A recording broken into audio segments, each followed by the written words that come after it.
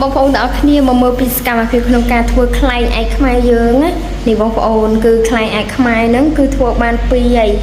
2ហ្នឹងគឺតិចធ្លាក់មួយតិចដំរីមួយចឹងណាបងប្អូនស្លាបកែវនេះគឺស្លាបកែវហើយនេះគឺតិចដំរីឬក៏ស្លាបធ្លាក់នឹងឯងនិយាយទៅគឺខ្ជុំខ្លាំងមែនតើមិនធំពេកហើយក៏មិនតូចពេកចឹងណាគឺមិនល្មមហើយក្មេងៗក៏អាចលេងបានចឹងណាបងប្អូនហើយសម្រាប់ខ្លែងនេះដែរគឺធ្វើឲ្យ2គឺអត់ទាន់មានម្ចាស់ទេអញ្ចឹងបើសិនជាបងប្អូនចង់បានអាចតម្លាក់លេខទីតាំងអីបានចឹងណាតម្លៃវិញគឺខ្ញុំលក់ជូនបងប្អូនតម្លៃធូរថ្លៃទេបងប្អូននិយាយទៅចិត្តដល់រដូវលេងខ្លែងអញ្ចឹងទូទៅកំងទុកមុន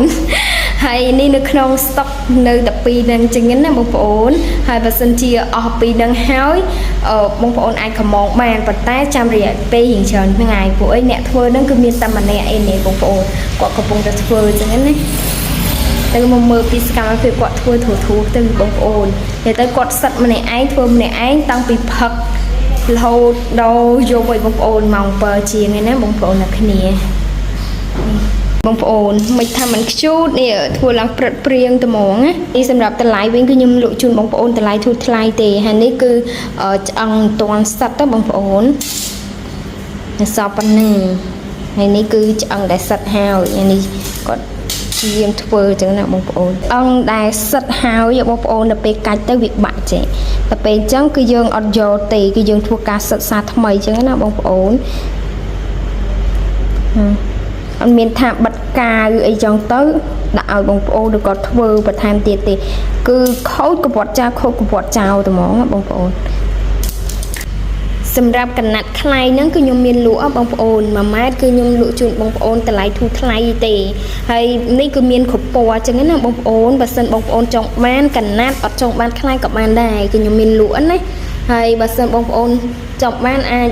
តាក់ទងតាម Telegram របស់ខ្ញុំបានណាបងប្អូនអរគ្នាហើយកណាត់នេះដែរគឺមានច្រើនពណ៌ខ្លាំងមែនតើហ្មងណានៅក្នុង3ទៅអញ្ចឹងខ្ញុំពិបាកក្នុងការ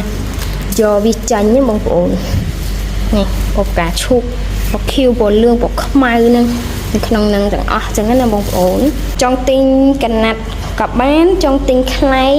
ធ្វើឲ្យស្រែកក៏បានចង់ទិញតែឆ្អឹងខ្លែងក៏បានដែរបងប្អូនសម្រាប់ខ្លែងមួយគឺធ្វើព្រឹកព្រៀងខ្លាំងមែនតែនទម្រាំបានមួយហ្នឹងរៀងយូរដែរដោយសារអីគឺធ្វើព្រឹកព្រៀងអញ្ចឹងណាបងប្អូនអរគ្នាមាន2ប្រភេទហ្នឹង